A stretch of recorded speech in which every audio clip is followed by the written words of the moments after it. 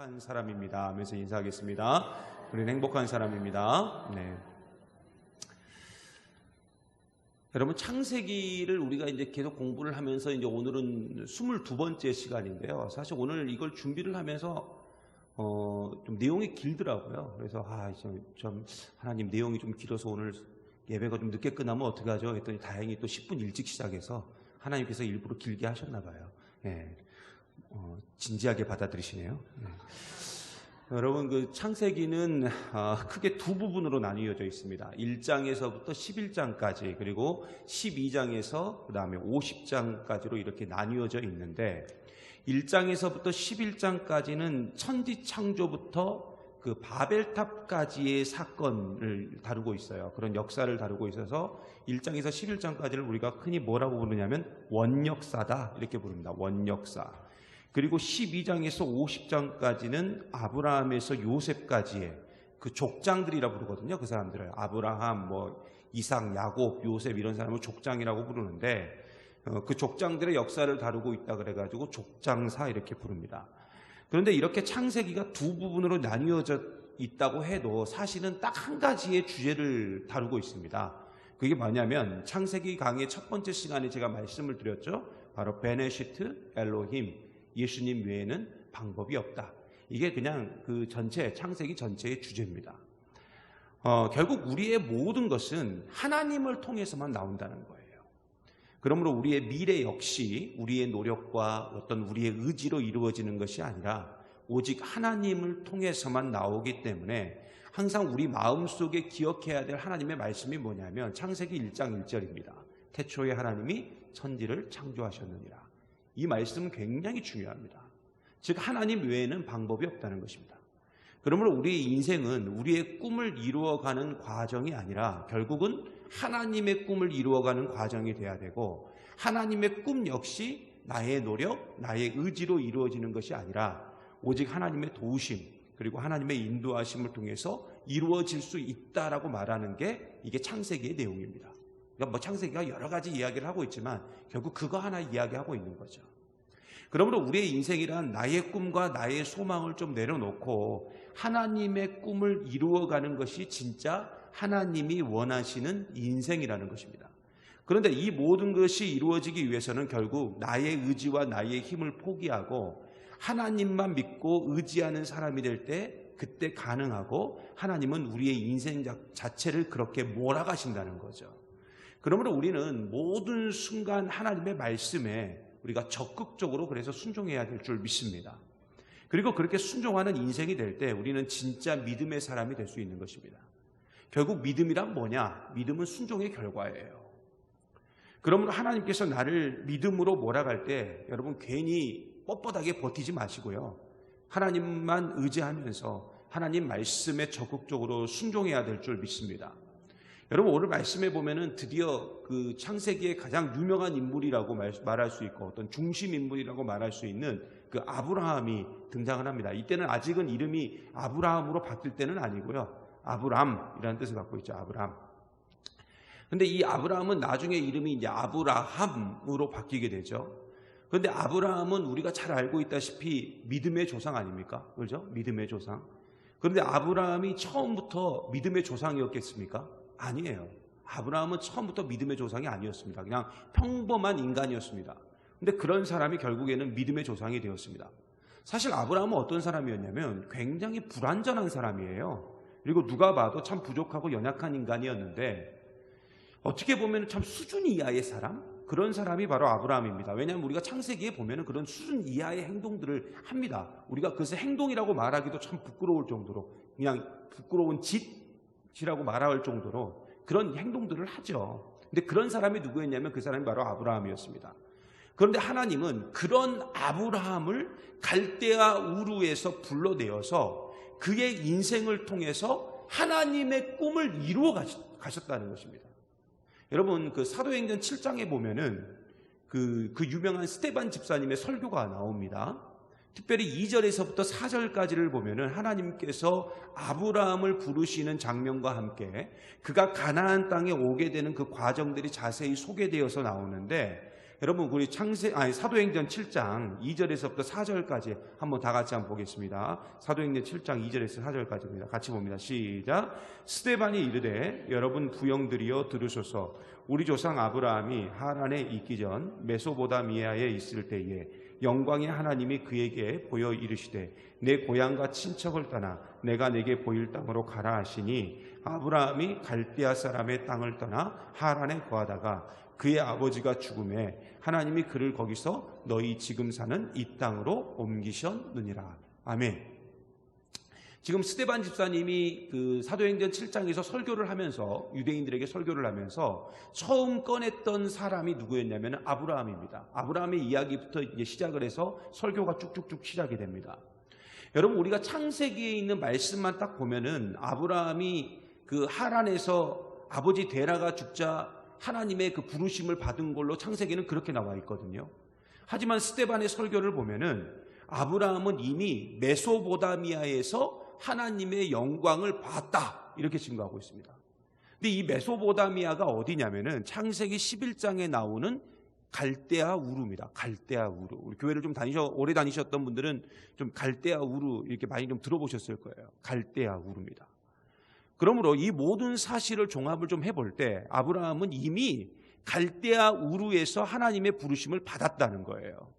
그리고 그 부르심에 따라 가나안 땅으로 향하였는데 하란이라는 곳에 갑자기 이유는 알 수는 없지만 거기서 지금 머물렀다는 것입니다. 그렇다면 왜 아브라함은 하나님의 분명한 그 소명을 갈대아 우르에서 받았음에도 불구하고 왜 가나안 땅으로 가는 길에서 갑자기 그 중간이 그 하란인데 그 하란에서 왜 멈췄냐 이거죠. 그 이유가 있습니다. 뭐 성경에 보면 자세히 나오지는 않았지만 우리가 그 이유를 추측을 해볼 수가 있어요. 여러분 그 창세기 11장 31절 32절 한번 볼까요? 창세기 11장 31절 32절 같이 한번 보겠습니다. 시작. 데라가 그 아들 아브라함과 하란의 아들인 그의 손자 롯과 그의 며느리 아브라함의 아내 사레를 데리고 갈대아인의 우르를 떠나 가나안 땅으로 가고자 하더니 하란에 이르러 거기에 거류하였으며 데라는 나이가 205세가 되어 하란에서 죽었더라. 여러분 분명히 나오죠. 갈대아 우르에서 지금 어디로 향하고 있었어요? 가나안 땅으로 향하고 있었어요. 이때는 잘 생각해 보세요. 왜 데라가 자신의 가족들을 끌고 가나안 땅으로 갔냐 이거죠. 그것은 아브라함이 이미 갈대아 우르에서 하나님의 명령을 받았다는 겁니다. 그래서 가긴 갔는데 다 가지 않고 지금 어디에 머물러 버렸어요? 하란에 거류했다 이렇게 나오지 않습니까? 더 이상 나가지 않고 하란에 머물러 버렸어요. 여러분 그렇다면 왜 지금 이 가다가 멈췄냐 이거죠.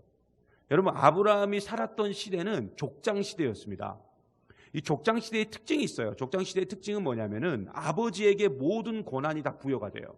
그러니까 아버지가 하나님이에요. 그리고 아버지가 왕입니다. 그래서 그 아버지 말에 적극적으로 순종하는 것만이 이 족장 시대의 미덕이었다고요. 그런데 당시 아브라함에게 갈대아 우르에 있는 아브라함에게 하나님의 영광, 그 영광의 하나님이 나타났고 아브라함은 이 사실을 자기 아버지인 데라에게 상의한 것 같아요. 왜냐하면 그러잖아요. 족장 시대에서 아버지는 굉장히 중요한 역할이기 때문에 자기가 체험했던 영적 체험을 아버지한테 이야기를 한 겁니다. 갑자기 어떤 하나님이라는 신이 나타나서 나보고 가나안이라는 곳으로 그 땅으로 가라고 하는데 아버지 어떻게 하면 좋겠습니까? 이렇게 얘기를 한 거죠. 그랬더니 데라가 그 자신의 아들인 아브라함이 하나님을 만난 사건을 굉장히 중요하게 여기고 야, 다 짐 싸라. 짐 싸. 이거 엄청난 일이다. 짐 싸라 하고 짐을 쌉니다. 그래서 데라의 주도하에 이 하나님께서 아브라함에게 명령하신 가나안 땅으로 가게 되는 거죠. 그런데 데라의 가족들이 갑자기 지금 하란에서 멈춰버렸다는 거죠. 더 이상 가지 않고 굉장히 중요한 일이라고 생각했고 그래서 자신의 고향을 떠났는데 온 가족이 함께 짐을 싸서 떠났는데 왜 갑자기 멈췄냐 이거죠. 그리고 더 이상 전진하지 않게 됩니다. 강 하나만 건너면 되거든요. 강 하나만 건너면 가나안 땅으로 들어갈 수 있는데 갑자기 멈추게 된 거예요. 그렇다면 왜 데라의 가족은 하란에서 멈췄냐? 여러분 이것은 그 히브리인이라는 이 말에서 우리가 유추를 해볼 수가 있어요. 히브리인. 여러분 그 창세기에 보면은 이 아브라함을 향해서 저 사람들은 히브리인이다 이렇게 이야기하는 부분들이 굉장히 많이 나옵니다. 히브리인. 그런데 그 히브리인, 히브리 사람이라는 말에서 우리가 유추를 할 수 있는데 뭐냐면은 히브리라는 단어가 히브리어로 보면은 하이브리입니다. 하이브리. 근데 이 하이브리는 어떤 뜻을 갖고 있냐면 건너온 자 이런 뜻을 갖고 있어요. 건너온 사람 이런 뜻을 가지고 있다고요. 결국 히브리인이라는 것은 무슨 의미를 갖고 있냐면 강을 건넌 사람이라는 거예요. 그런데 문제가 있어요. 그 당시에 사람들이 어떤 생각을 갖고 있었냐면 강을 건너거나 바다를 건너면 완전히 새로운 세상에 들어간다 이렇게 믿었어요. 그때 당시 사람들이. 이것은 마치 우리가 이러잖아요. 우리 뭐 예전에 그런 내용들이 있었죠. 니마 그 강을 건너지 마오 이런 뭐 영화도 있었지 않습니까? 여러분 그 니마 그 강을 건너지 마오 할 때 그 강은 무슨 강을 의미해요? 뭘 의미하죠? 죽음을 의미하죠. 그러니까 당시도 그랬어요. 강을 건넌다는 것은 결국 죽을 수도 있다 하는 그런 것을 생각하게끔 만들었다고요. 그래서 데라 입장에서 지금 가나안 땅으로 가고 있는데 갑자기 뭘 만나게 된 거예요? 큰 강, 그 유프라테스 강인데 그 강을 만나게 된 겁니다. 근데 그 강을 건너게 되면 어떻게 된다? 우리는 다 죽을 수 있다. 이렇게 생각을 하게 된 겁니다. 그래서 데라가 쉽게 자신의 가족들을 끌고 그 강을 건너지를 못하는 거예요. 그러자 어떻게 됐느냐? 데라가 죽고 나자 아브라함이 하란을 떠나서 강을 건너게 되었고 그 뒤로부터 아브라함의 그 가족들을 사람들이 뭐라고 부른 거예요? 히브리인이라고 부른 겁니다. 강을 건넌 자라고 부른 거죠. 결국 하나님은 데라를 데리고 가신 거예요. 말을 안 들으니까 데리고 가신 겁니다. 그리고 아브라함을 통해서 다시 한번 소명을 주시는 사건이 나와요. 그게 바로 창세기 12장이라고요. 무슨 말인지 아시겠죠? 다시 한번 소명을 주시는 거예요. 그리고 내가 너를 통해서 나의 꿈을 펼쳐가겠다 이렇게 말씀해 주시는 겁니다. 그리고 오늘 우리가 함께 읽은 창세기 12장이 시작이 되는 거죠. 여러분 사실 아브라함의 가족들은 우상을 만드는 직업을 가지고 있었습니다. 그래서 아브라함에게 하나님은 사실은 익숙한 존재가 아니었어요. 그리고 아예 하나님에 대한 인식 자체가 아브라함에게는 없었습니다. 그러나 하나님은 그런 아브라함에게 찾아오셨고 그를 통해서 하나님의 꿈을 만들어 가셨다고요. 결국 지금의 아브라함이 될 수 있었던 것은 아브라함의 의지, 아브라함의 노력, 그리고 그의 힘으로 된 게 아니라 하나님께서 그렇게 도와주셨다는 거예요. 그리고 하나님께서 그렇게 인도해 주셨고 하나님께서 함께해 주심을 통해서 지금의 믿음의 조상 아브라함이 될 수 있었던 것입니다. 결국 이게 무슨 말이냐? 인간은 하나님의 전적인 도우심이 없으면 안 된다는 겁니다. 하나님이 아니면 안 된다는 그 베네시트 엘로힘의 사상이 그대로 아브라함을 통해서 이루어지게 된 거예요. 그러므로 우리는 우리의 미래를 내 힘으로 다 이룰 수 있고 내 미래를 내가 다 만들어갈 수 있다라고 생각하면 안 됩니다. 이건 착각이에요.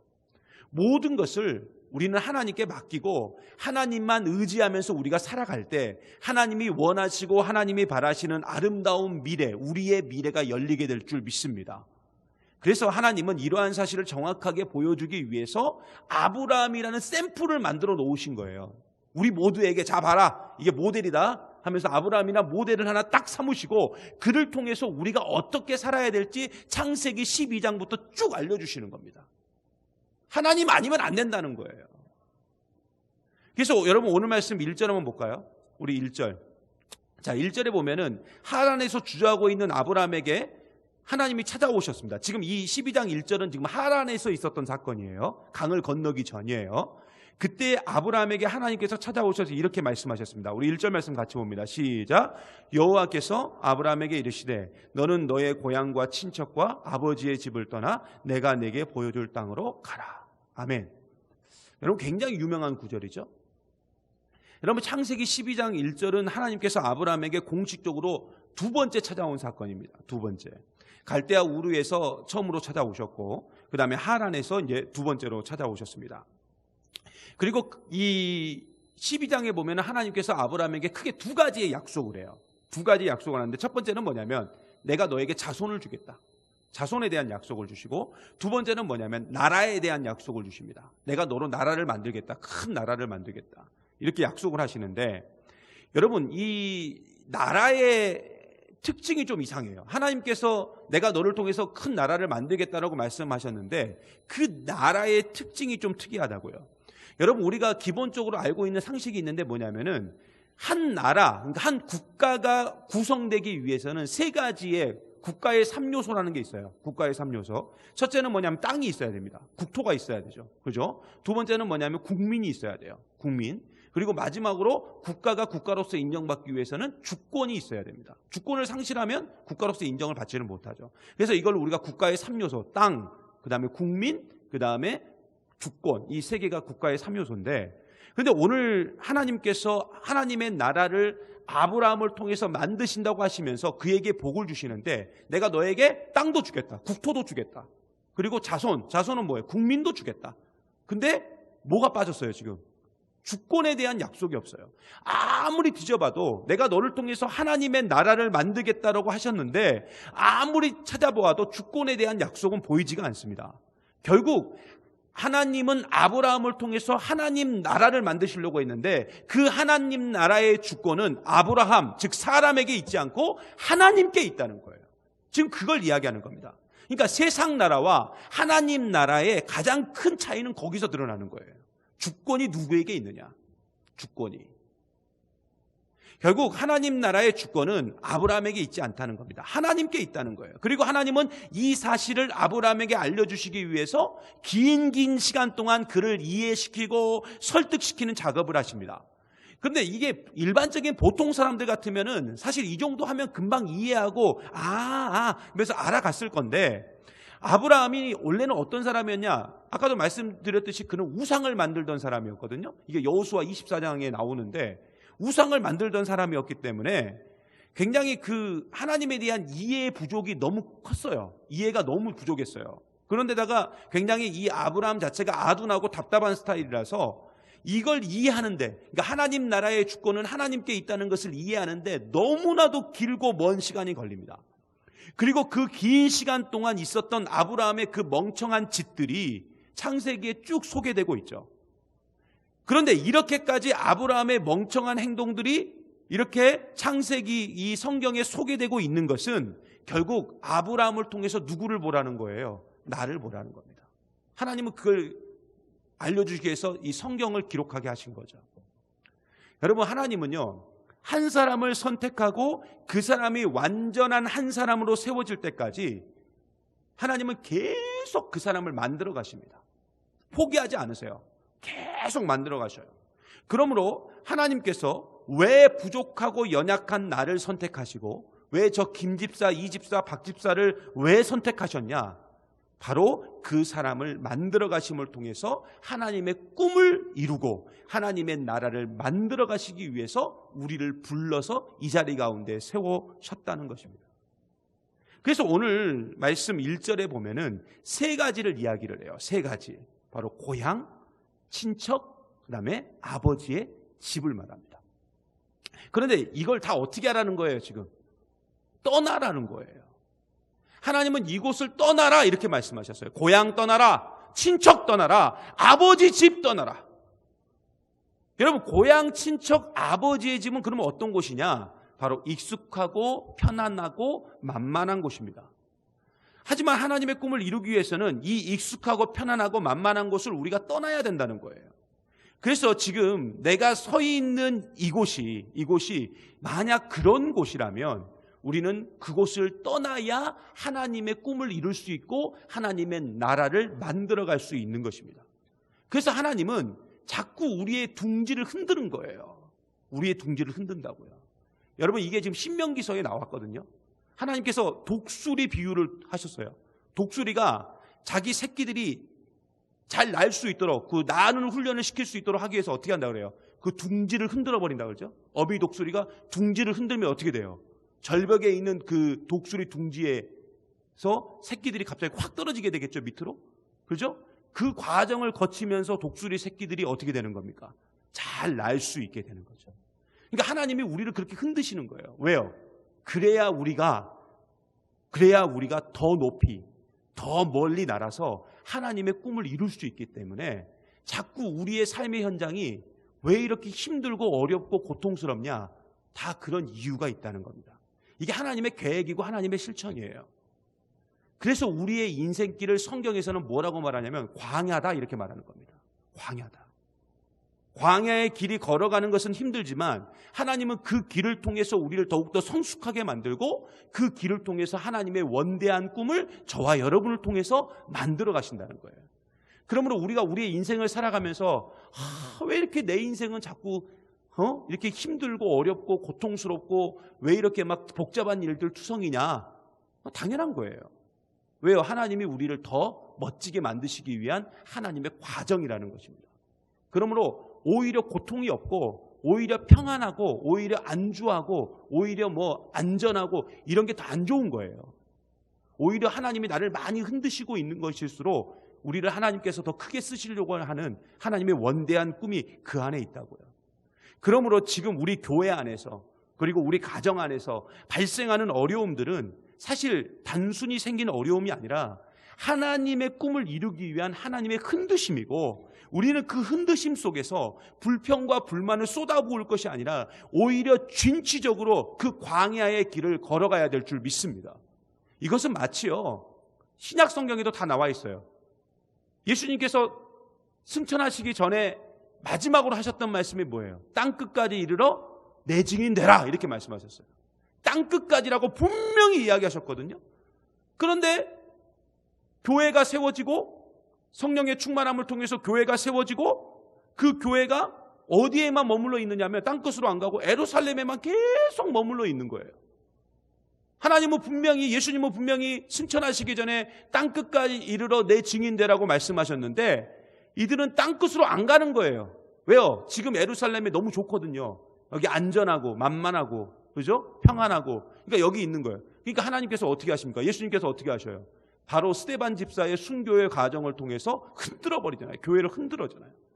흔드니까 어떻게 되겠어요? 다 튕겨져 나오는 거예요. 우리 그러잖아요. 예를 들어서 여기 물컵이 있는데 이 물컵을 제가 막 흔든다고 생각해 보세요. 그럼 어떻게 돼요? 이 안에 있는 물들이 밖으로 다 튀져 나오잖아요. 그렇게 하나님께서 안에만 가만히 있으니까 막 흔들어 버린 거예요. 흔들어 버리니까 그냥 다 튕겨져 나오는 거죠. 근데 다 튕겨져 나왔던 그 교인들이 초대교회 교인들이 어떻게 했습니까?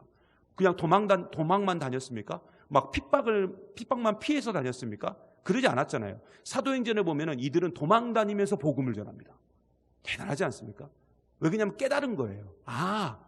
우리가 땅끝까지 이르러 복음 전해야 되는데 우리가 그렇게 하지 않았으니까 하나님이 우리를 흔들어 버렸구나. 그러면 우리는 어떻게 해야 되느냐? 땅끝까지 이르러 증인돼야 되겠구나. 이 마음을 갖고 막 도망 다니면서도 복음을 전하는 겁니다. 그래서 결국에는 안디옥 교회가 생기고 안디옥 교회를 통해서 사도 바울이 파송이 돼서 세계 곳곳에 복음이 전해지는 놀라운 일이 일어나게 된 겁니다. 그러므로 지금 우리 안에 안전하고 편안하게 신앙생활을 하려고 하는 그 마음 자체를 버려야 돼요, 여러분. 그래서 여러분 지금 이 수요일 날 비를 뚫고 이 자리에 오신 여러분이 그래서 대단한 거예요. 그래서 여러분들에게 제가 지금 막 여러분 크게 박수를 쳐드릴 수 없지만 마음속으로 크게 박수를 쳐드리고 있는 겁니다, 지금. 예? 그 안전함을 뿌리치고 이곳에 오셨잖아요. 여러분 안전하게 편안하게 신앙생활하고 하려는 마음은 절대로 하나님의 꿈을 이룰 수도 없고 하나님 나라도 만들 수 없어요.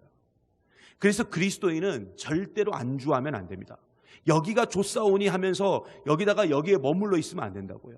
그 안정과 그 안심을 추구하는 순간 결국 그때는 교회가 무너지고 성도의 삶은 해이해질 수밖에 없다는 것입니다. 그러므로 우리는 항상 이러한 마음을 부서뜨리고 좀 이러한 마음들은 떠나보내야 돼요. 흘려보내야 된다고요. 비록 죽을 수 있다 할지라도 내 눈앞에 있는 강을 건너는 그 믿음의 모험을 해낼 때 하나님의 나라가 만들어지고 하나님의 꿈이 이루어지는 줄 믿습니다. 그래서 오늘 말씀 하나님은 오늘 말씀 1절 마지막에 뭐라고 말해요? 마지막 단어가 뭐예요? 가라 이렇게 말했어요. 가라. 여러분 이 말은 히브리어로 레크거든요. 레크요. 레크라는 건 뭐냐면 걷다라는 뜻을 갖고 있어요. 걷다. 그러니까 하나님의 꿈을 위해서 아브라함 보고 하신 말씀이 뭐냐면 걸어가라 이거예요. 걸어가라. 이제 걸어라. 그런데 이 걸음은 다른 사람의 걸음이 아니고 아브라함의 걸음이 돼야 된다는 거예요. 강을 건너는 걸음. 새로운 땅을 향해서 나아가는 걸음, 하나님 나라를 만들기 위한 그 걸음을 걸어가라는 것입니다. 누가 대신 걸어줄 수 없는, 그러니까 하나님의 꿈을 이루기 위해서 아브라함에게 부여된 사명이 뭐냐면 가는 거예요. 걸어가는 거라고요. 그리고 그 사명은 아브라함으로 끝나는 것이 아니라 오순절 성령 강림 사건을 통해서 교회에 부여되었고 교회를 이루고 있는 우리에게도 그대로 주어진 줄 믿습니다. 그러므로 우리는 우리에게 부여된 사명, 그 사명이 뭡니까? 땅끝까지 이르러 내 증인 되는 거예요. 여러분, 땅끝까지 이르러 내 증인 되기 위해서는 어떻게 해야 돼요? 물론 요즘 이제 비행기 타고 가면 되지만 결론은 뭐예요? 걸어가는 거예요. 걸어가야 되는 거예요. 지금 그거 얘기하고 있는 겁니다. 바로 그때 우리가 걸어가고 서 있는 곳마다 하나님 나라가 이루어질 수 있다는 것입니다.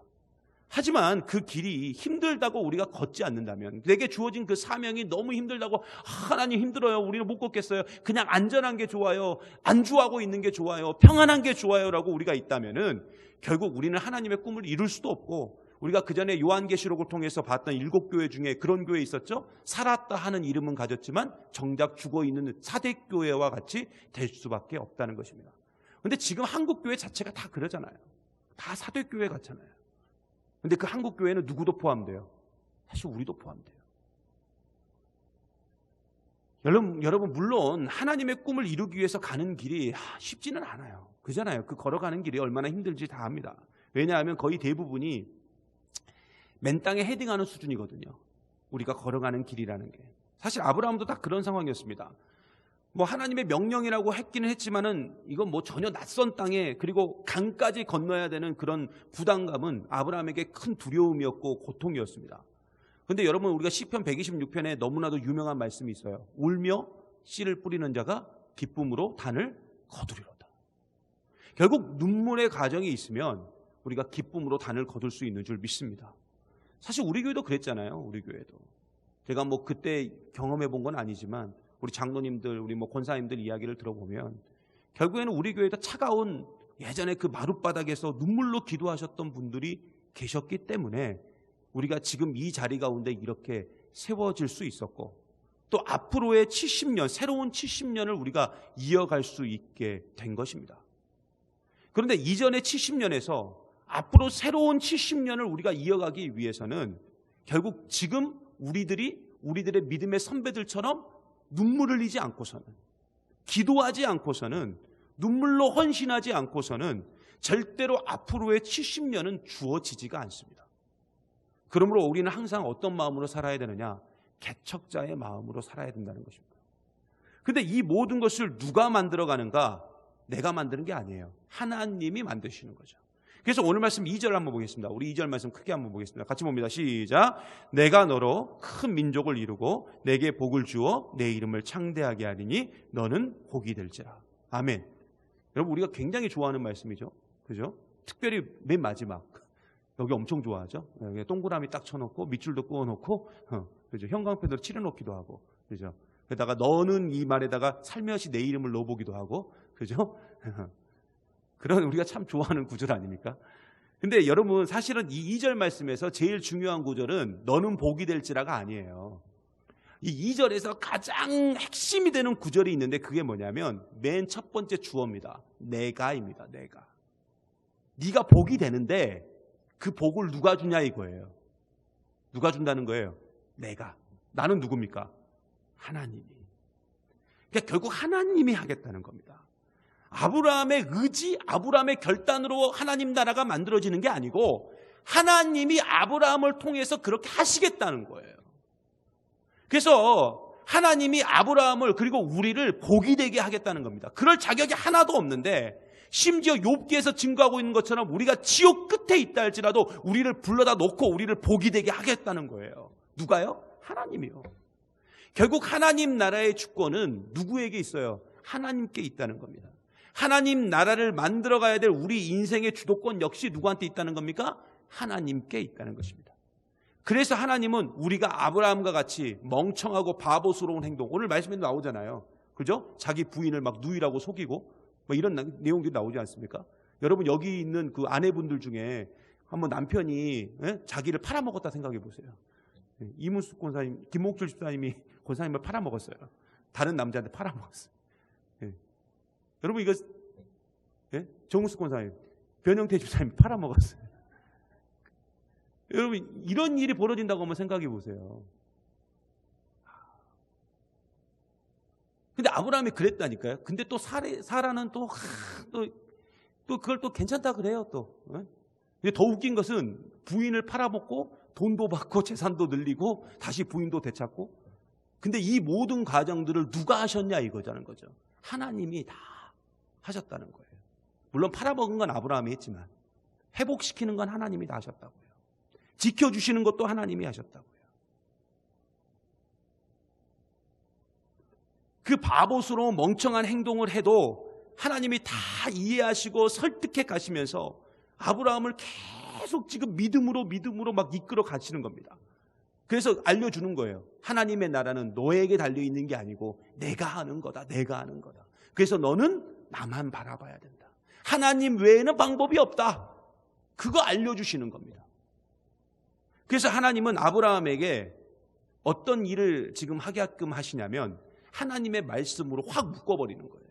그게 4절에 나옵니다. 우리 4절 말씀 같이 볼까요? 4절 말씀 같이 봅니다. 시작. 이에 아브라함이 여호와의 말씀을 따라갔고 롯도 그와 함께 갔으며 아브라함이 하란을 떠날 때에 75세였더라. 아멘. 여러분 여기서 보면 아브라함이 여호와의 말씀을 따라갔다라고 나오는데 이 말은 아브라함이 자신의 의지로 따라갔다는 게 아닙니다. 여러분 그렇게 혼동하시면 안 돼요. 이건 뭐냐면 아브라함이 말씀의 능력에 이끌려간 거예요. 결국 말씀이 아브라함을 조종한 겁니다. 그래가지고 하란을 떠나게 했고 가나안 땅으로 가게 했다는 거죠. 이것은 하나님께서 아브라함의 인생을 아브라함 마음대로 가지 않도록 하셨다는 겁니다. 말씀이라는 굴레로 딱 묶어버려가지고 아브라함을 묶어가지고 그의 인생을 통해서 하나님의 나라가 만들어질 수 있도록 하셨다는 거예요. 그런데 그 말씀의 굴레가 지금 우리에게는 예수 그리스도의 사랑으로 전해졌다는 거죠.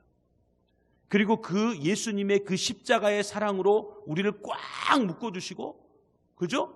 우리가 온전히 하나님의 뜻을 이루면서 살아갈 수 있도록, 그래서 우리가 하나님 나라를 만들어갈 수 있도록 우리를 하나님께서 지금 만들어 주셨다는 것입니다. 그래서 그 말씀의 굴레, 즉 예수 그리스도라는 굴레에 묶여진 우리는 그 이 세상의 그 어떤 것도 끊을 수 없는 굴레, 그 사랑의 굴레 가운데 우리가 지금 거하고 있고, 그 안에 우리가 영원토록 함께 할 때, 그 안에 있을 때 우리는 결국 믿음의 승리의 깃발을 온전히 꽂을 수 있다는 겁니다. 결국 하나님의 나라는 내 힘으로 만들어지는 게 아니에요. 하나님의 힘으로 만들어지는 것이고 하나님의 도우심으로 세워지는 겁니다. 결국 이게 베네시트 엘로힘이에요. 왜 예수님 외에는 방법이 없다는 거죠. 그런데 놀라운 사실은 그 하나님의 나라와 꿈을 이루기 위해서 연약하고 부족한 우리를 불러주셨고 심지어 우리에게 복이 되게 하셨어요. 복이 되게 하셨다고요. 그리고 우리를 붙들어서 하나님이 주신 꿈을 붙잡게 하시고 하나님의 나라를 만들어 가셨습니다. 하나님은 결국 우리 한 사람 한 사람에게, 그리고 우리 교회에 하나님의 꿈을 다 주셨어요. 그렇다면 이젠 우리는 그 꿈을 이루기 위해서 어떻게 해야 됩니까? 내게 익숙하고 안전하고 그 편안한 것에서 이제는 벗어나 하나님 말씀에 이끌려 사는 사람이 돼야 될 줄 믿습니다. 물론 이 모든 것은 내 의지로 되지 않아요. 내 힘으로 되지 않습니다. 그래서 우리는 어떤 과정이 필요하냐? 울며 씨를 뿌리는 그 기도의 과정이 우리 가운데 필요하다는 것입니다. 결국 하나님의 도우심과 인도하심이 아니면 안 된다는 거죠. 그렇게 하나님만 붙들면서 우리가 나아갈 때 하나님은 우리의 지경을 넓혀주시고 땅끝에서 우리 모두가 다시 주님 오실 그 날을, 그리고 주님 다시 오실 그 주님을 만나게 되는 그 영광을 우리가 보게 될 줄 믿습니다. 이것이 바로 교회가 세워진 목적이에요. 그리고 우리가 살아가야 될 삶의 목표라는 것입니다. 여러분 오늘도 이 사실을 굳게 믿고 날마다 내게 주어진 그 사명의 길을 잘 걸어가심으로 그 믿음의 종으로서 온전히 세워지고 훗날 70년 뒤에 우리의 믿음의 조상들이 눈물로 기도했기 때문에 지금 우리 교회가 140년의 전통을 갖고 있고 앞으로 우리는 또 다른 140년을 향해서 달려가야 된다라고 똑같이 고백되어지는 그러한 영광이, 그러한 기쁨이 우리 가운데 있기를 간절히 소망합니다.